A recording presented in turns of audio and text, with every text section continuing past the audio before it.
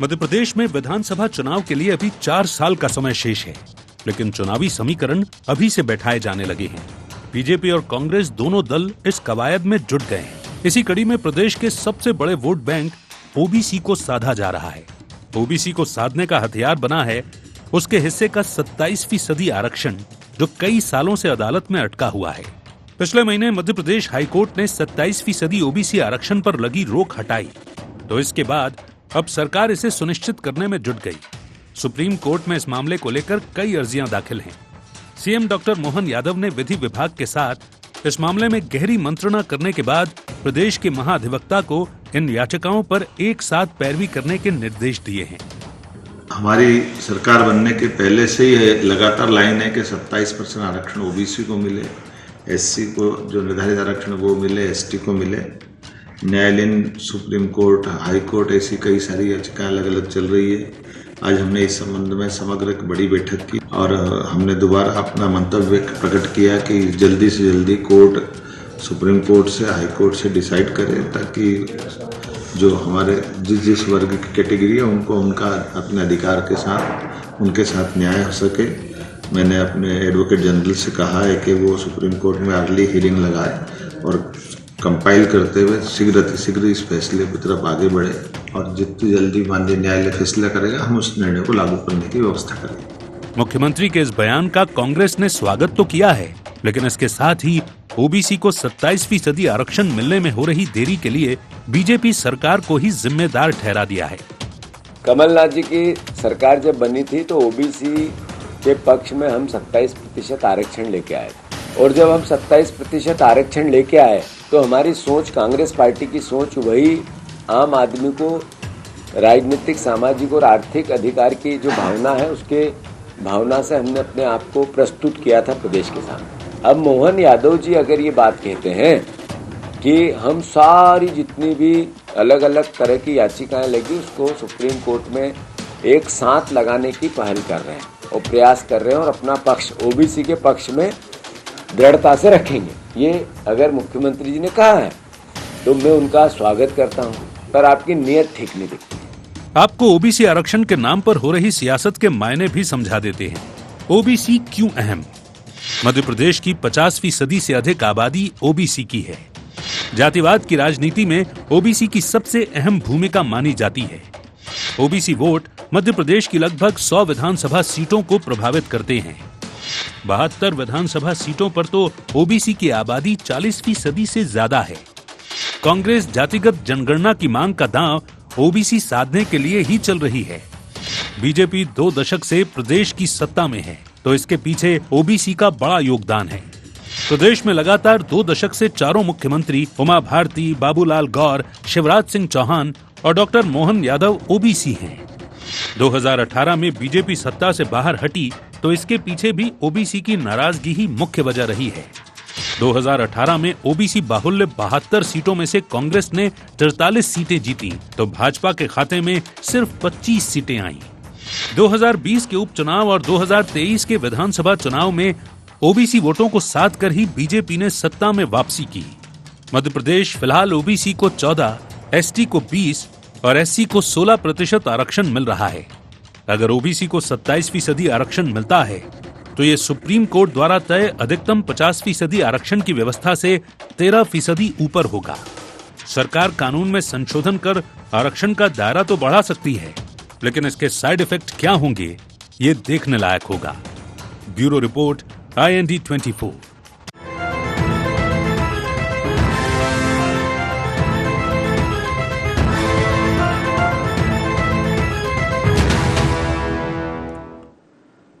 नमस्कार, IND agenda आरक्षण प्रण और रण में आपका स्वागत है। मैं हूं आपके साथ नवीन पुरोहित। चर्चा को विस्तार देंगे, उसके पहले IND एजेंडा के मुख्य बिंदुओं की तरफ एक निगाह डालते हैं। ओबीसी आरक्षण पर क्यों नहीं थम रहा राजनीतिक रण? क्या डॉक्टर मोहन सरकार का प्रण दिला पाएगा 27% आरक्षण? क्या 52% वोटों के लिए है पूरा सियासी बवाल? सरकार की मंशा पर विपक्ष बार बार क्यों उठा रहा सवाल? नमस्कार। इन्हीं सवालों के साथ चर्चा में आप सबका पुनः स्वागत है। जैसे ही हाई कोर्ट से 27% ओबीसी को आरक्षण देने का रास्ता क्लियर हुआ, दोनों ही दलों में ये श्रेय लेने की होड़ मच गई। भारतीय जनता पार्टी की सरकार और विपक्ष कांग्रेस के यह ओबीसी के लिए ये जो स्टेप है यह हमने उठाया था। हाई कोर्ट का ऑर्डर आ जाने के बाद भी चूंकि कई याचिकाएं सुप्रीम कोर्ट में ओबीसी के आरक्षण की जो तय प्रतिशत है उसको लेकर लगी हुई हैं, तो सरकार का कहना है और स्पष्ट भी है कि जब तक इस पर सुप्रीम कोर्ट से निर्णय नहीं आ जाता तब तक इस निर्णय को आप अंतिम निर्णय नहीं मान सकते। लेकिन उस निर्णय की दिशा में एक बड़ा कदम है। तो सरकार ने अब कहा है कि उनका मंतव्य स्पष्ट है, ओबीसी वर्ग को 27% आरक्षण मिले। इसलिए सरकार अपने जो महाधिवक्ता हैं उनको सर्वोच्च न्यायालय में याचिका दायर करने के लिए सरकार ने कहा है इसकी बेहतरीन पैरवी की जाए और माननीय सुप्रीम कोर्ट से 27% ओबीसी आरक्षण के पक्ष में निर्णय अगर होता है तो सरकार उसे लागू करने के लिए कटिबद्ध है और न्यायालय में अपनी बात अच्छे से रखी जाए, इसके लिए सरकार हर कानूनी सहायता लेगी। तो विपक्ष बोला कि बहुत अच्छा है अगर सरकार इस प्रकार का निर्णय लेती है, लेकिन हमें उसकी नीयत पर शक है। हालांकि 27% आरक्षण मिले, इसको इनिशिएट किया था कमलनाथ जी की सरकार ने, और वो कमलनाथ जी की सरकार फिर 27 महीने भी नहीं चली। लेकिन कांग्रेस को 27% ओबीसी आरक्षण के मामले का फायदा मिल सकता है क्योंकि कांग्रेस ने इसमें पहल की थी। तो इसी मुद्दे पर करेंगे चर्चा। पवन पटेल जी सचिव मध्य प्रदेश कांग्रेस के हमारे साथ हैं। ब्रजगोपाल लोहिया जी प्रवक्ता मध्य प्रदेश भारतीय जनता पार्टी के हमारे साथ हैं। रमेश शर्मा जी वरिष्ठ पत्रकार हमारे साथ हैं। आप समस्त महानुभावों का बहुत बहुत स्वागत है। सीधा सवाल, ब्रजगोपाल जी, जैसे ही माननीय हाई कोर्ट का निर्णय आया, जो आरक्षण पर रोक लगी थी वो रोक जैसे ही हाई कोर्ट ने हटाई, मध्य प्रदेश हाई कोर्ट ने, आप कहने लगे हम तो चाहते थे 27% आरक्षण मिले। कांग्रेस कहने लगी ये उसका इनिशिएट है। लेकिन अगर आप चाहते थे तो 2004 से आपकी सरकारें थी, चाहने में 20 साल लग गए। आप बहुत गहरा चाहते हो नवीन जी, इसका हमें पूरा इतिहास समझना पड़ेगा। आप याद करिए 1979-80 में मंडल कमीशन बना था। कांग्रेस 10 वर्षों तक सरकार में रही, उसे लागू नहीं किया उसकी सिफारिशों को। फिर 90 में जब भारतीय जनता पार्टी के समर्थन की विश्वनाथ प्रताप सिंह जी की सरकार बनी तब उसको लागू किया गया। और उसमें श्रीमान राजीव गांधी जी ने सदन में ये कहा लोकसभा में कि हम इसके पक्ष में नहीं है ओबीसी आरक्षण के। दूसरी बात, उसके बाद इंदिरा साहनी वाला प्रकरण आता है, उसमें 9 जजों की बेंच 92 में ये डिसीजन कर देती है कि इसे 50% से ज्यादा आरक्षण नहीं होना चाहिए। और एक और शर्त साथ में लगा देती है कि यदि संख्या 50% है तो 27% आरक्षण ओबीसी को दिया जा सकता है। अब इसके साथ हमें और एक बात को समझना पड़ेगा कि कमलनाथ जी या कांग्रेस पार्टी यदि आप क्रेडिट लेने की कोशिश कर रहे हैं तो पहली तो शर्त यह है कि श्रेय मिलता है उसे लेना नहीं पड़ता है। जो करता है उसे दिखाई देता है, जो उसका लाभार्थी है उसे सब दिखाई देता है। आपने इनिशिएट लिया विधेयक के माध्यम से और उसमें संख्या बताई मध्य प्रदेश में ओबीसी वर्ग की 27%, जबकि सुप्रीम कोर्ट का कहना था कि 50% से अधिक आबादी है तो 27% मिलेगा। परंतु आपने ओबीसी की जनसंख्या को ही कम करके बताया और इसीलिए माननीय उच्च न्यायालय में यह मामला लंबे समय तक अटका रहा। हमारी सरकार ने इसे संशोधित किया और ओबीसी के आंकड़े उच्च न्यायालय में भी दिए, उच्चतम न्यायालय में भी दिए कि 52% ओबीसी मध्य प्रदेश में रहते हैं। यह फिगर हमारी सरकार ने दिया और केवल कमलनाथ की सरकार ने विधेयक में नहीं लिखा 27%, जो हलफनामा दिया उसमें भी लिखा 27%। और इसी कारण ये मामला अटका रहा। मैं फिर से कहता हूं माननीय उच्च न्यायालय का धन्यवाद कि उन्होंने इसको जो याचिकाएं थी उन्हें खारिज किया है और माननीय मुख्यमंत्री डॉक्टर मोहन यादव जी ने जो इनिशिएटिव लिया है कि हम सुप्रीम कोर्ट में जो बाधाएं हैं उन्हें भी समाप्त करने की कोशिश करेंगे और जल्दी से जल्दी जो वास्तव में लाभ है वो हमारे ओबीसी वर्ग को मिलने लगे। इसके लिए सरकार काम कर रही है। एक बात अंत में कह दूं, श्रेय लेना हमारा मकसद नहीं है, उस वर्ग का कल्याण करना हमारा मकसद है। श्रेय लेने वाले तो आज सरकार में नहीं है। आपको याद होगा कि 414 के बाद से कभी उतनी सीटें 200 भी नहीं आई हैं, क्योंकि इसलिए नहीं आई है कि ओबीसी वर्ग आपका साथ छोड़ चुका है। जी पवन जी, ये कल्याण करना चाहते हैं। सुनने में बड़ा अच्छा लगा कि दिन रात की नींदें खराब है, लग रहा मोहन यादव जी एकदम ऐसे लगे हुए हैं कि ओबीसी को उनका हक अधिकार मिले। सुनने ही बस में। इसी तरह याद होगा एक बार शिवराज सिंह चौहान जी भी विदेश यात्रा कैंसिल कर दिए थे। इतना बड़ा त्याग और बलिदान जिसमें Maharashtra Guinness book of world record में लिखा जाएगा कि ओबीसी को उसका हक अधिकार दिलाने के लिए शिवराज सिंह चौहान जी ने अपने विदेश यात्रा कैंसिल कर दी थी। ऐसा लग रहा था कि एप्रन पहन के कोर्ट में जाके केस लड़ेंगे, और आज क्या हुआ, आज वहीं पे वहीं खड़े हैं। अब ये मोहन यादव जी हैं, लगता है दूसरी पार्टी के हैं, भाजपा के हैं। पहले क्या हुआ, अब ये बहुत पुराने इतिहास में गए थे और पुराने चला जाता हूँ। जवाहरलाल नेहरू जी के कार्यकाल में 1953 में काका कालेलकर साहब की रिपोर्ट बनी थी कि सामाजिक जो स्थिति क्या है ओबीसी की, उसके बारे में जानकारी पूरा इकट्ठा जुटाने के लिए प्रथम पिछड़ा वर्ग आयोग का गठन हुआ था। अब ये बोलते कि हमने आयोग का गठन किया, अगले उसमें बोलेंगे, उसके पहले हमने किया। 1969 में मंडल कमीशन हुआ। मंडल कमीशन की सिफारिश लागू करने के चक्कर में उन्होंने बीपी सिंह सरकार से समर्थन वापस ले ली। पूरी दुनिया जानती है, पूरी दुनिया जानती है कि 14% आरक्षण माननीय अर्जुन सिंह जी ने दिया था, पूरी दुनिया को पता है। नगरीय निकाय ग्राम पंचायत में आरक्षण दिग्विजय सिंह ने दिया है, और कमलनाथ जी ने 27% आरक्षण देकर उसका नियम बनाया था, ये पूरी दुनिया को पता है। अब ये इनसे एक चीज पूछ दीजिए कि जब हमारे माननीय शिवराज सिंह चौहान जी इतने दिन थे, उन्होंने भी तो यही कर सकते थे ना भैया, तब क्यों नहीं किया उन्होंने? तब क्यों नियम नहीं बनाया उन्होंने? तब 27% आरक्षण। आप तो लंबे समय से लगे हुए हो कि हम मतलब एकदम ओबीसी को उसका हक अधिकार दिला करेंगे, फिर मिल क्यों नहीं पा रहा भैया?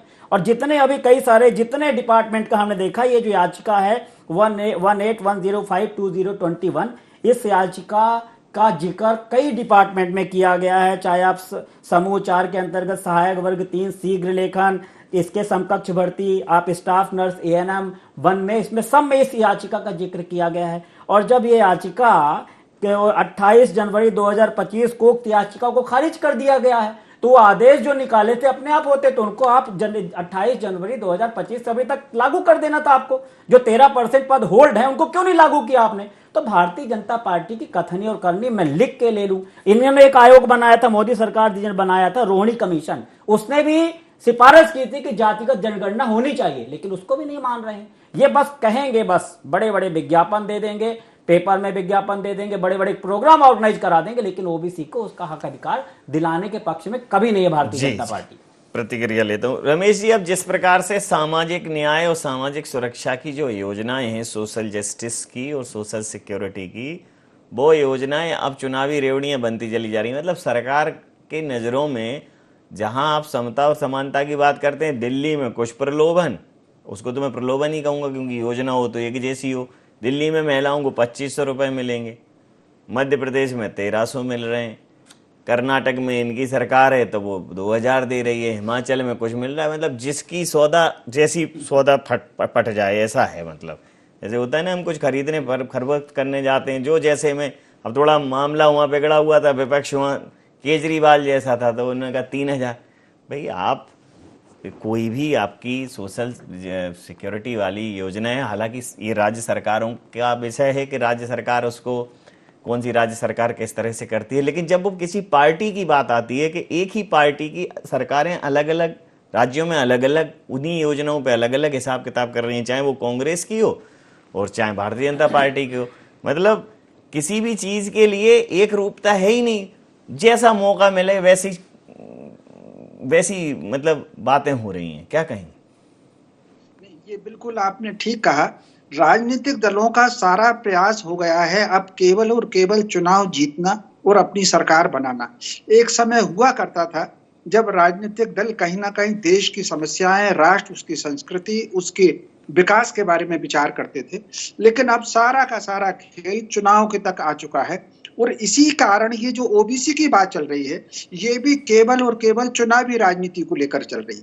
यद्यपि मैं व्यक्तिगत तौर से ना तो इसका विरोधी हूं और ना इसका समर्थक हूं, लेकिन फिर भी मैं आपसे ये कहना चाहता हूं कि 27% आरक्षण ओबीसी का हो भी जाएगा तब भी ओबीसी को कोई लाभ नहीं होगा। उसका कारण ये है, आरक्षण अब सारा का सारा सिमट करके अब केवल सरकारी नौकरी तक आ गया और सरकार में आपके पास नौकरियां बची नहीं। सरकार के सारे डिपार्टमेंट बंद हो रहे हैं और जिस प्रकार टेक्नोलॉजी आ रही है, आने वाला समय तो अब एआई का आने वाला है। ऐसी स्थिति में नौकरियां बचेंगी कहाँ? तो कुल मिलाकर के केवल और केवल नौकरी का रह गया है, बाकी किसी चीज में आरक्षण मतलब जातिगत जो आंकड़े हैं वो किसी चीज में काम देने वाले नहीं है।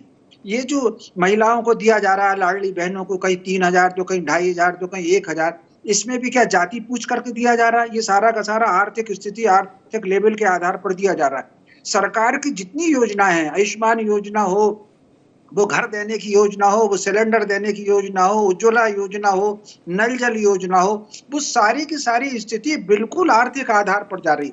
आरक्षण सिमट कर रह गया है केवल सरकारी नौकरी तक, लेकिन क्योंकि ना तो किसी को सोचना, ना दूरदृष्टि से देखना, इसलिए सारी की सारी राजनीति केवल मीडिया तक सिमट कर रह गई। अगर 27% आरक्षण पर दोनों दल सहमत हैं, तो इसको मीडिया की वक्तव्यबाजी बचाने के बजाय दोनों दलों के पास बड़े बड़े वकील भी हैं, जाकर के सुप्रीम कोर्ट में दोनों दल अपने अपने वकीलों को खड़ा करें, जल्दी फैसला करा लें।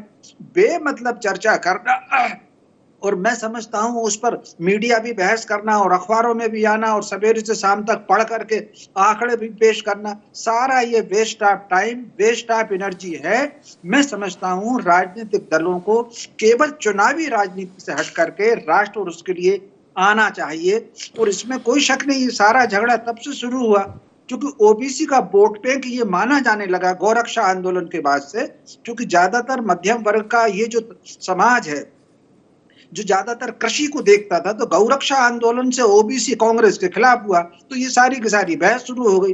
तो कुल मिलाकर के अब इस सबको छोड़ करके राष्ट्र के मुद्दों पर आने वाला समय भारत के लिए बहुत कठिन समय आने वाला है। जिस तरीके से अंतर्राष्ट्रीय स्तर पर भारत की प्रगति रोकने की षड्यंत्र चल रहा है, उसके लिए राजनीति से ऊपर उठ करके सामना करना होगा और आरक्षण जैसी बातों को अब छोड़े और आगे बढ़ करके उसमें काम करें। दे दें 27 क्या और 28% दे दें, वकीलों को खड़ा करें सुप्रीम कोर्ट में, बजाय बहस करके समाज का वातावरण बिगाड़ने की बजाय। जी पवन जी क्या कहेंगे?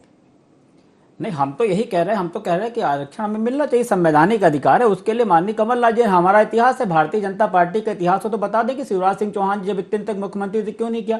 जब मंडल कमीशन लागू कर रहा था तो कमंडल यात्रा इन्होंने क्यों निकाली? बीपी सिंह सरकार से समर्थन क्यों वापस ले लिए? कई सारे मुद्दे हैं जिनसे पता पड़ता है कि ओबीसी के विरोधी कभी ओबीसी का आरक्षण नहीं लागू करना चाहते। मध्य प्रदेश की बात करें, शिवराज सिंह चौहान जी इतने समय तक क्यों नहीं लागू की? उन्होंने विदेश यात्रा कैंसिल कर दी। मोहन यादव जी बाकी सब काम छोड़ करके इन्वेस्टर मीट कहीं कैंसिल न कर दे, हमें लग रहा कि आरक्षण लड़ने के लिए कुछ करें। तो अगर इतना महानता वाला काम करे तो अभी तक क्यों नहीं किया भैया? इतने दिन पहले ही कर देना चाहिए सब चीजें। लोया साहब बहुत दूर तक आवाज पहुंच रही है मेरी, ऐसा नहीं है जी। नवीन जी देखिए, हमें कह रहे हैं पवन जी कि अभी तक क्यों नहीं किया, और उन्होंने एक और ऐतिहासिक घटना का जिक्र किया कि काका कालेलकर कमीशन बनाया था जवाहरलाल नेहरू जी ने। ये तो उन्होंने बता दिया। ये बता और देते पवन जी कि क्या काका कालेलकर की रिपोर्ट मानी थी सरकार ने या उसे लागू की थी? नहीं की, केवल कमीशन बनाया और उसकी रिपोर्ट को ठंडे बस्ते में रख दी। इसके बाद मंडल कमीशन बनाया, उसकी रिपोर्ट को भी फेंक दिया। आप इस सत्य को समझ लें, आप नहीं देना चाहते थे, और ये कोई झूठ नहीं है। देखिए, सदन में 6 सितंबर 1990 को राजीव गांधी जी ने कहा, ये आपके कहने से कुछ नहीं होता, ये लोकसभा में दिया गया माननीय राजीव गांधी जी का भाषण है। अब तीसरी बात, जो अभी आपको अगर आरक्षण की इतनी चिंता थी तो विधेयक में आपने ओबीसी की आबादी को 27% क्यों लिखा जबकि वो 52% है? आपने अपने हलफनामे में भी 52% की जगह 27% क्यों रखा? पहली बात यह है कि उनके उत्थान, उनके कल्याण के लिए। और एक और प्रश्न खड़ा करता हूं, क्या आपने मध्य प्रदेश में कभी कल्पना की है कि ओबीसी के कल्याण के लिए, ओबीसी के आत्मगौरव के लिए एक आध ओबीसी का मुख्यमंत्री दे पाए क्या? हमने तो 4 दिए, चारों ओबीसी वर्ग से आते हैं। आपने तो कभी कल्पना नहीं की, बल्कि सुभाष यादव जी को किस तरह 1993 से 2003 तक अपमानित किया, वो भी पूरे मध्य प्रदेश ने देखा है। तो ये ओबीसी वर्ग है, ये सब कुछ जानता है कि किस तरह आपने एक ओबीसी मुख्यमंत्री उमा जी के पीछे पड़े, फिर शिवराज जी के पीछे पड़े रहे, और आज मोहन यादव जी के। तो ओबीसी वर्ग बेहतर जानता है कि उनकी बेहतरी कायम है। जी जी कुछ कह रहे थे। देखिए, इनसे बड़ी समस्या है कि ये सबसे बड़ी परिपाटी इन्होंने चेंज कर दिया है। प्रश्न का उत्तर होता था तो प्रश्न का उत्तर इन्होंने प्रश्न कर दिया। पहले प्रश्न सरकार से पूछा जा सकता था, ये अब सब प्रश्न विपक्ष से पूछ रहे हैं। अरे हम कह रहे शिवराज सिंह चौहान जी ने क्यों नहीं दिया? आप तो हमारा गिना रहे हो, हमारा अपना बताओ ना कि शिवराज सिंह चौहान जी जब विदेश यात्रा कैंसिल किए थे, अरे विदेश यात्रा कैंसिल किए थे शिवराज सिंह चौहान, तो उसका क्या हुआ? क्यों नहीं दिया? अरे अब क्यों नहीं दिया? हम आपसे पूछ रहे हैं, आपने क्यों दिया? आप तो बड़े डायनामिक लोग हो, बड़ा एकदम देश का उत्थान कर रहे हो, तो बड़ा गड़बड़ किए थे, हमने बहुत सारे घोटाले की। अपनी बात तो बताओ कि शिवराज सिंह चौहान ने क्यों नहीं दिया? आप तो ये चाहते ही नहीं है, आप तो चाहते नहीं, अब रोते रहो, ओबीसी जानता है हम नहीं चाहते तो सरकार तो आपकी है ना। आप कहते हैं प्रश्न पूछने का अधिकार छीन लिया है आपने 25 जून 1975 की आधी रात को। आप तो सब कुछ छीन लेना चाहते। चलिए साथी नहीं बोलोगे आप? जब हम बोले तो काहे बोलना चालू कर दिया? जब हम बड़े धैर्य पूर्वक आरक्षण मगर आपने अभी एक प्रश्न उठाया। अरे हम प्रश्न नहीं पूछे, केवल आप पूछेंगे। अरे 56 वर्ष तक इस प्रदेश में आपकी सरकार रही है, आपकी पहले उसका जवाब भी दे दें। हाँ, हमारी 20% है, 20 साल हमारी सरकार है, जरा 56 का हिसाब दे दो, फिर 20 का मांगो। पहले जो आदमी हिसाब देता है वो हिसाब लेने का अधिकारी भी है और हकदार भी है। ये लोग जवाब देते नहीं, कुछ भी पूछेंगे, हमारे पूछ रहे हैं। अरे सरकार तो आपकी है ना, कोई बात नहीं। हमने तो बता दिया कि अर्जुन सिंह ने 14% दिया, नगरीय निकाय में दिग्विजय सिंह ने दिया, फिर बोलोगे साथ में दिग्विजय सिंह ने दिया, नगरीय निकाय में किसने दिया? चलिए हो गया। अंतिम प्रतिक्रिया के साथ चर्चा समाप्त करूंगा। अंतिम प्रतिक्रिया के साथ रमेश शर्मा जी, देखिए ये आपने जो कहा कि ये जो 27% आरक्षण, इस प्रकार की चीजें, मतलब आज सरकार की मंशा में या विपक्ष की मंशा में, कुल मिलाकर राजनीतिक दलों की मंशा में सिर्फ और सिर्फ वोट है। हर चीज, चाहे सामाजिक न्याय की हो, चाहे सुरक्षा की हो, स्वास्थ्य की हो, मतलब हर चीज का हेतु वोट है कि उससे वोट मिल जाए, उससे कुछ पूरा हो रहा हो कि नहीं, जो उसका लक्ष्य है, उद्देश्य है। मतलब ये तक स्थिति है कि आरक्षण के लाभार्थी कैसे हैं, कितने लोगों को क्रीमी लेयर में, तो आरक्षण की समीक्षा भी नहीं कर पा रहे हैं कि भाई आरक्षण कम नहीं करना है, लेकिन जो लोग फायदा ले चुके हैं और उसमें लाभार्थी जुड़े, मतलब ये ऐसा कर दिया है। कई ऐसे मामले हैं जिन पर हमारे राजनेताओं ने उन्हें मधुमक्खी का छत्ता कर दिया है। बिल्ली के गले में घंटी कौन बांधे, वैसी स्थिति है। हर आदमी चिल्लाने लगता है। खुद मुख्यमंत्री, पूर्व मुख्यमंत्री शिवराज सिंह चौहान जी, कोई माई का लाल आरक्षण नहीं हटा सकता, उनने तो खुद ही ताल ठोक दी थी। और आरक्षण दे नहीं रहे, दे के खत्म करो। आप सही कह रहे हैं भाई, जो चीज हाई कोर्ट ने कर दी है, सुप्रीम कोर्ट में पैरवी करो, आपकी मंशा है, और इस मामले का पटाक्षेप करो। नहीं, निश्चित रूप से इस सारे मामलों के, ये जो सामाजिक बहस के और सामाजिक विवाद पैदा करने के जितने मामले हैं, इनके पर विराम लगना चाहिए और सरकार जल्दी से जल्दी फैसला करे। इसके अलावा एक अभियान भी चलना चाहिए, राजनीतिक दलों के एक अभियान चलाना चाहिए। बाय द वे, कोई ओबीसी का कोई वर्ग है, एससी का कोई वर्ग है, एसटी का कोई वर्ग है, अगर एक परिवार बहुत प्रगति कर चुका है तो उसी कोटे में कम ज्यादा न किया जाए, बल्कि उसी वर्ग में जो लोग वंचित है, सेकंड लाइन, थर्ड लाइन में खड़े हुए हैं, उनको आगे बढ़ा करके, जो आरक्षण का मुख्य उद्देश्य था वो ये उद्देश्य था। लेकिन हालत क्या हो गई कि उसमें भी बिल्कुल, जो आपने सही शब्द दिया, क्रीमी लेयर, एक समूह जैसा बन गया है। उसी में से आईएएस हो जाएगा, उसी में से आईपीएस हो जाएगा, उसका एक परिवार का आदमी नेता बन जाएगा। भाई, अगर आरक्षण की दृष्टि से अगर देखा जाए तो अन्य लोगों को भी उस कोटे के अंदर, उसी समाज के अन्य लोगों को अवसर मिलना चाहिए, मैं समझता हूं। लेकिन जैसा कि आपने कहा, सारी राजनीति वोट तक सीमित होकर के रह गई है, सरकार बनाने तक सीमित होकर के रह गई है, और केवल मीडिया में बहस करने तक सीमित रह गई है। जमीन पर जाकर के काम करना, उस पर मैं समझता हूं राजनीतिक दलों को उस पर आना चाहिए। जी। समय सीमा के चलते मैं चर्चा समाप्त करूंगा। आप समस्त महानुभावों का बहुत बहुत धन्यवाद, बहुत बहुत आभार। तो पिछले महीने मध्य प्रदेश हाईकोर्ट ने आरक्षण पर लगी जो रोक है वो हटाई, 27% आरक्षण देने का रास्ता साफ हुआ, लेकिन रहा अभी मुश्किल है। एक बाधा सुप्रीम कोर्ट में, क्योंकि सुप्रीम कोर्ट में भी इसी तरह की याचिकाएं लगी हुई हैं। सरकार कह रही है कि हमारी मंशा सही है, हम सुप्रीम कोर्ट में जाएंगे और बहुत अच्छी पैरवी करेंगे और 27% आरक्षण मिले, इसकी पूरी कोशिश करेंगे। विपक्ष इसका स्वागत कर रहा है और कह रहा है कि हमें, अगर वो ऐसा करते हैं तो बहुत अच्छा है, लेकिन हमें उनकी नीयत पर शक है, क्योंकि हमने ये इनिशिएट लिया था। अगर हमारी सरकार होती तो हम ये कर चुके होते। कुल मिलाकर आरक्षण अब एक बड़ा मुद्दा है जो वोट बैंक के लिए दोनों राजनीतिक दल अपनी तरफ रस्साकसी कर रहे हैं। देखना दिलचस्प होगा कि आरक्षण का जो श्रेय है वो किस राजनीतिक दल को मिलता है या कौन राजनीतिक दल ले पाता है। राजनीति में सब कुछ यूं ही नहीं मिलता, कुछ लेना भी पड़ता है। इंडिया एजेंडा में इतनी आप बन रहे हैं IND24 के साथ और देखते रहिए IND24। नमस्कार।